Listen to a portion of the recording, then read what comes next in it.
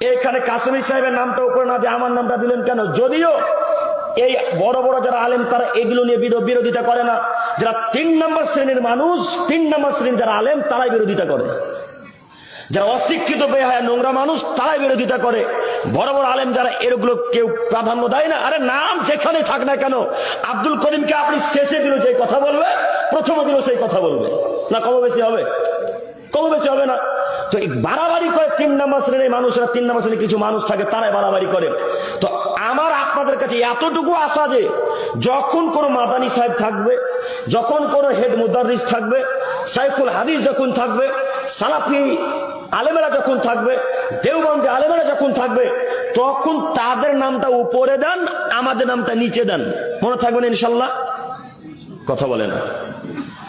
আপনি মাদানী সাহেবের নামটা উপরে দেন, মমতাজ আলী কাসমি সাহেবের নামটা উপরে দেন, সালাফি সাহেবের নামটা উপরে দেন, আর আব্দুল করিমকে আপনি 6 নম্বরে রাখেন, কিন্তু বক্তব্য শেষে দিতে দেন। আব্দুল করিম রাজি। আব্দুল করিম কোনদিনও বলেনি যে আব্দুল করিমকে হরিশ্চন্দ্র, মালদা, রায়গঞ্জ, উত্তর দিনাজপুর, কলকাতাতে প্রধান বক্তা না রাখলে আব্দুল করিম যাবে না, এরকম কেউ প্রমাণ করতে পারবেন? কেউ মায়ের বেটা পারবেন না। যদি বলে দিতে পারেন যে আব্দুল করিম অমুক জায়গাতে প্রধান বক্তার শুধু এই আশা রেখেছিল বা দাবি রেখেছিল, তাহলে আর কথা বলবেন ইনশাল্লাহ। আজ পর্যন্ত কোন জায়গায় বলে যে প্রধান বক্তা বানাতে হবে। আপনাদের কাছে আমার এতটুকু আশা, আপনারা আমাদের মান সম্মানকে রক্ষা করেন। আপনারা আজকের পর থেকে আমাদের নাম প্রধানে রাখবেন না, যতক্ষণ সালাফি বা সাইফুল হাদিস বা মাদানী বা মাক্কি আরো বড় বড় যারা ওলামায়ে কেরামগণ থাকবে তাদের নামকে উপরে রাখবেন, তারপর আমাদের নাম দিবেন। মনে থাকবেন ইনশাল্লাহ।